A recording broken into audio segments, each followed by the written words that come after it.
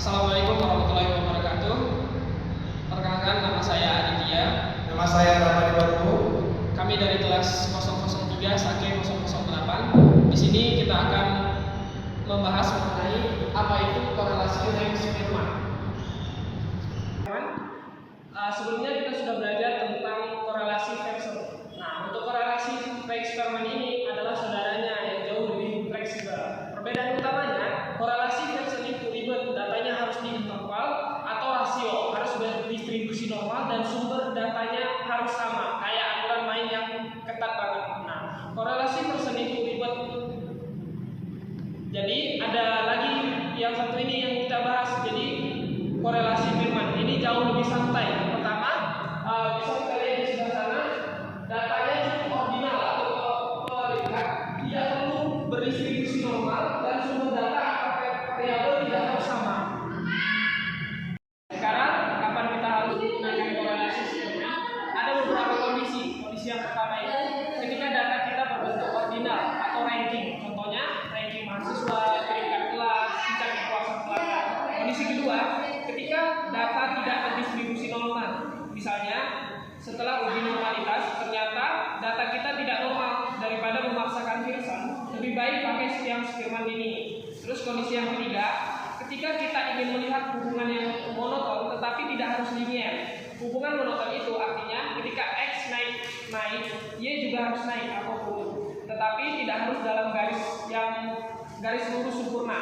Oke, sekarang masuk ke contoh kasus nyatanya. Yang pertama, seorang peneliti ingin mengetahui apakah ada hubungan antara ranking mahasiswa berdasarkan IPK dengan ranking mereka dalam kompetisi olahraga. Data yang ada adalah peringkat 1, 2, 3, dan seterusnya. Contoh kasus yang kedua, perusahaan ingin tahu apakah ada hubungan antara tingkat kepuasan karyawan, yaitu sangat puas, cukup puas, tidak puas, dan sangat tidak puas, dengan tingkat produktivitas mereka tinggi, sedang, dan rendah.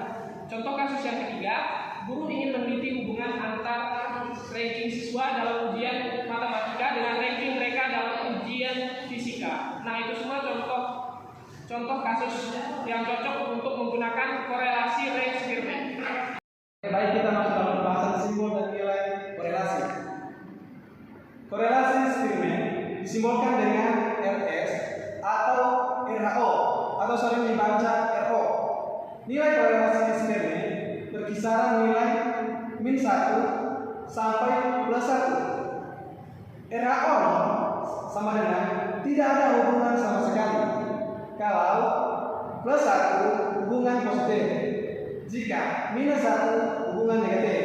Contohnya, kalau nilai RHO +0,8 artinya ada hubungan positif.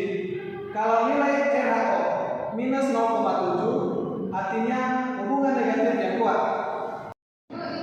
Hal penting yang perlu diingat yaitu sebelum kita analisis data, kompetitif harus kita susun dalam bentuk peringkat terlebih dahulu, dari yang tertinggi ke terendah. Misalnya, nilai ujian 85, 90, 78, 95. Rankingnya 3, 2, 4, dan 1. Tingkat kepuasan sangat puas, puas, tidak puas. Ranking 1, 2, 3. Setelah dari ranking, baru kita bisa analisis. Keuntungan Spearman, keuntungannya lebih fleksibel, bisa digunakan untuk data optimal, tidak melakukan asumsi normalitas, robust terhadap outlier data ekstrim. Sudah dipahami konsepnya. Nah, untuk keterbatasannya sendiri, kurang powerful dibandingkan Pearson jika asumsi Pearson terpenuhi. Hanya menjadi hubungan monoton, bukan hubungan linear sempurna. Dan yang terakhir, kehilangan sebagian informasi ketika mengkonversi data ke ranking. Baik teman-teman, sekarang kita masuk ke bagian kesimpulan. Mari kita rangkum semua materi yang sudah kita bahas hari ini tentang korelasi rank Spearman. Jadi korelasi rank Spearman itu adalah teknik analisis statistik non-parametrik yang digunakan untuk mengukur kekuatan dan arah hubungan antara dua variabel data yang berbentuk ordinal atau ranking. Berbeda dengan korelasi Pearson yang sangat ketat dengan persyaratannya, Spearman memberikan kita fleksibilitas lebih besar dalam menganalisis data. Kita tidak perlu khawatir tentang distribusi normal dan kita bisa menggunakan data ordinal yang sering kita temui dalam penelitian sosial, pendidikan, maupun bisnis. Teknik ini disimbolkan dengan RS atau P atau RO. Ini akan menjadi notasi standar yang kita temui di jurnal-jurnal penelitian. Ingat, gunakan korelasi Spearman kita ketika pertama, data kalian berbentuk ordinal atau ranking, seperti peringkat mahasiswa, tingkat kepuasan, level pendidikan, dan sebagainya. Yang kedua, ketika data tidak memenuhi asumsi normalitas, itu penting daripada memaksakan menggunakan Pearson, padahal asumsinya tidak terpenuhi. Lebih baik kita beralih ke Spearman yang memang dirancang untuk kondisi seperti ini.